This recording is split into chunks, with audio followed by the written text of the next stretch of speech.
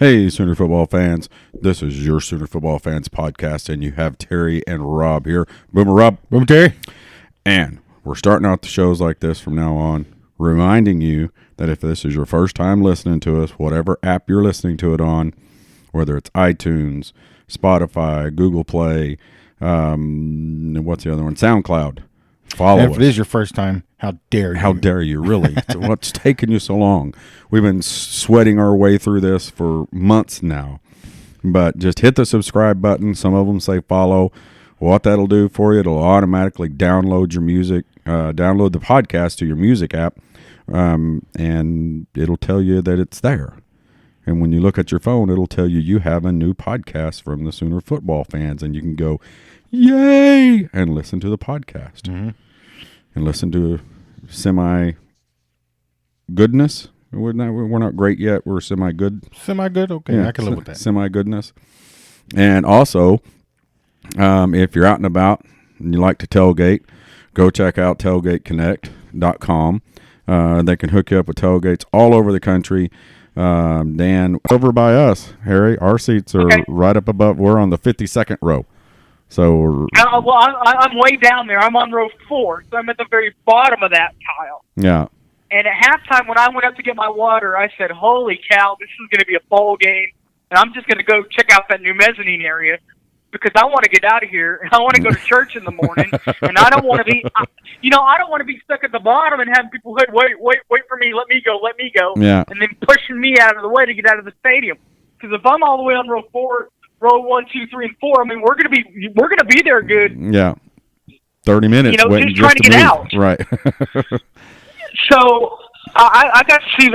I went upstairs to the new mezzanineable area, which is I'm a big time Dallas Cowboy football fan. I was there when we played in the Big 12 championships against TCU the second time, and so I've been there a couple of times, and I love that arena. And that's my team, and I'm never going to dog my team ever. But I love our mezzanine area at OU also. It's open. There's a TV there that you can watch it at, and it's just really it's nothing like what it is in Arlington, and I didn't expect it to be. I mean that's this isn't, like I said, this isn't a knock at my Sooners or on the Cowboys, but when it comes down to the bottom fat guys. That's an NFL stadium compared to a college football stadium. Well, hey, it's not going to measure up. I'll tell you what. Rob's been in both of them. I've been in the Dallas Cowboys. The Dallas Cowboys locker room ain't nothing like our locker room. Okay. You've been in my locker room. Yeah.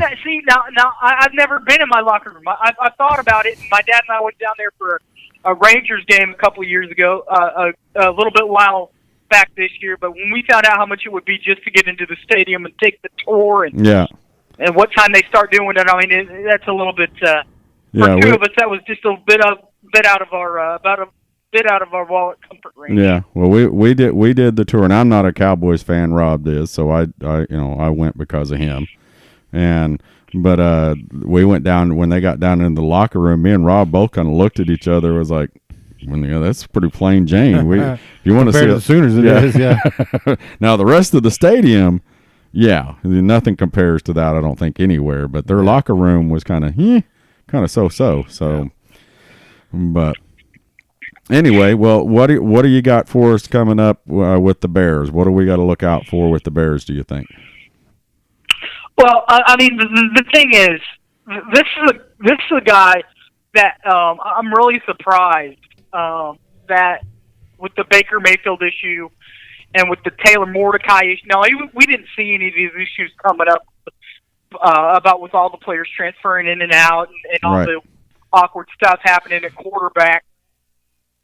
But one guy that I'm really surprised that just really didn't want to come here once the carrying off, who was it, the quarterback from Texas that we offered? And they said, well, Lincoln Riley might be in Lubbock, or he might be in Syracuse. So I don't really know if I want to come here. The quarterback out of California, the really, really good quarterback. Yeah, I can't remember. I remember the situation. Rob, do you remember? He was like a 4 or 5 star kid. Anyway, I'm really surprised that once he decided to do what he did, I'm really surprised that we didn't go after this guy for Baylor. He's really playing well. He's a true sophomore, so he would have been in that class. And Brewer is actually, you guys remember, oh, doggone it. His brother was at Tech when Lincoln and them were there. And I guess that, the guy that used to be at Cincinnati, Tuberville. Once he came in there and cleaned house a little bit, he said, I don't like this anymore, and I'm going to leave. And he went to Virginia Tech, Charlie Brewer. Okay. And he ended up playing really, really well there at Virginia Tech. His daddy played at the University of Texas, so he's really, really deep in there. So obviously, obviously through that and through his brother, he knows Lincoln Riley. So I'm really surprised that we didn't go after Brewer. But now he's going to be on the other sidelines. And obviously, guys, first of all, to start with, being a Baylor quarterback, you know that this guy's going to be able to sling it. Right. So that's what you really need to watch out for there, is that he wants to sling it. And one guy that I really think that you're going to want to keep an eye on the other sideline real quick, guys, is besides him, by the way, is Hurd.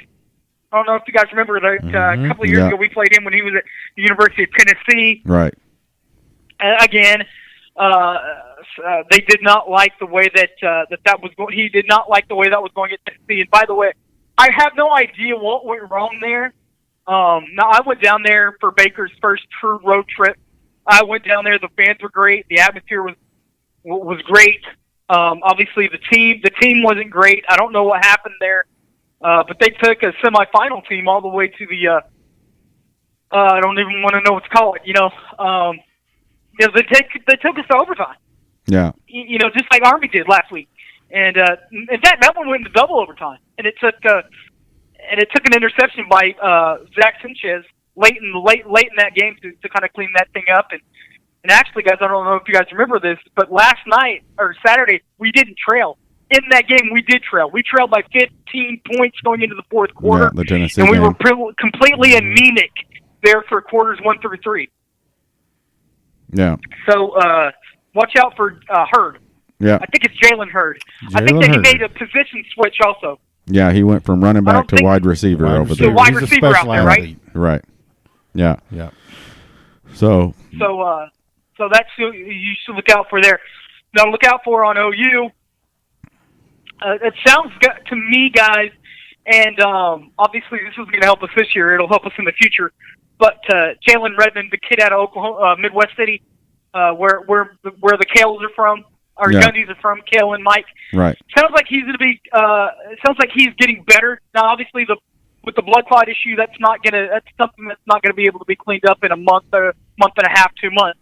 That's going to take a full circle year.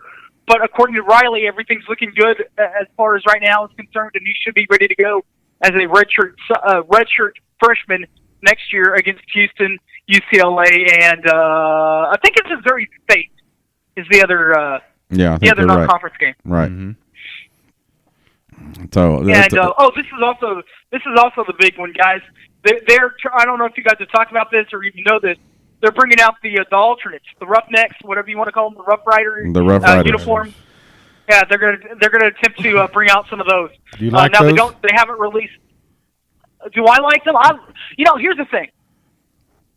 I was born in 1982, so I'm still kind of the young. I'm still kind of part of the millennial factor. Not much part of the millennial factor, only by about a year and a half. But I am still a millennial. So for me, I kind of do like them. I think that I'm on the virtual edge there, though, from about a month and a half to not liking them, because I'm right there on that meter to where you're asking the right guy. Yeah. Now I do like them. Now some people my age might not like them. Now I do, because what it does is it helps you. And I talked to a guy about this at my church earlier. It helps you with your recruiting. It helps you get your name out there. And you're saying, you're Oklahoma. You don't need to do that. And that might be true. But you know what? Here's the bottom line, as Stone Cold would say. Our good friend WWE Hall of Famer Jim Ross, his buddy Stone Cold would say this. Here's the bottom line. is that my Cowboys, Jason Garrett is on the hot seat right now, and somebody, and I'm not going to say it's the Dallas. I'm not going to say it is Dallas, but let's just say it is for the sake of argument, because I am a fan, and they aren't playing very well right now offensively. And obviously, you guys know where I'm going to go with this. They're going to want to go after Lincoln Riley, Southwest Texas kid, growing up there and all this, that, and the other. The one thing that's going to help us keep him here is the point of A, winning, and B, recruiting. And one thing that helps that B part, whether you like it or not, Rob and Terry, is the uniform. Everybody loves the uniforms. The one thing that's going to the one thing that's going to put you above Alabama is the uniforms. Whether you like them or you don't like them, the recruits like them, the recruits love them, and that's what's going to help you get some of those other recruits, like it or not. Yeah. You guys' thoughts? Yeah, I mean, I don't like them. I don't think we'll ever see them in all red again. I don't think that was a good look. and the fact that they got thumped pretty good last year by Iowa State in all red, that was the only time they'd ever wore them.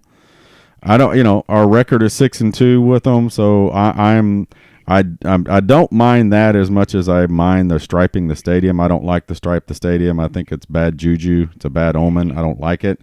I'm superstitious with that stuff. But I get that the recruits like it. I would much rather, like the Rough Riders, instead of saying Sooners across the top of them, it says Oklahoma. I would rather it say Sooners. If it says Sooners, it's Oklahoma. That you don't have to say Oklahoma. You just say Sooners. Right. That's my only gripe with them. I don't like. I mean, right. I get what you're saying. The recruits like it. I personally, Rob and I have talked about this before, and I think Rob agrees. Is I would rather them do a retro jersey, a cool retro of a jersey. You know what I mean? Well, you say that, and that's true. But then again, we remember what happened last time we tried that too. Yeah, but now obviously the team wasn't great.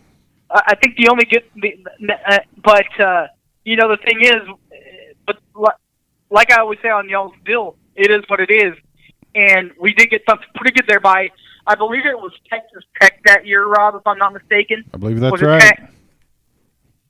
And that was actually Lincoln and Leach and those. That was actually one of their final games at Texas Tech before the mishandling of the whole situation, which is pretty weird how that happened. Yeah, honestly, just to add my 2 cents, I don't really care for a different uniform because we are Oklahoma. But if we're going to do it, let's go ahead and just do something drastic that those recruits really like. Because what we've done is we've just barely tweaked it just a little bit, and bring the wood look. I like it; it's okay, but let's go with a chrome helmet with a red chrome OU on it. Let's do something drastic that really looks good. But that's just my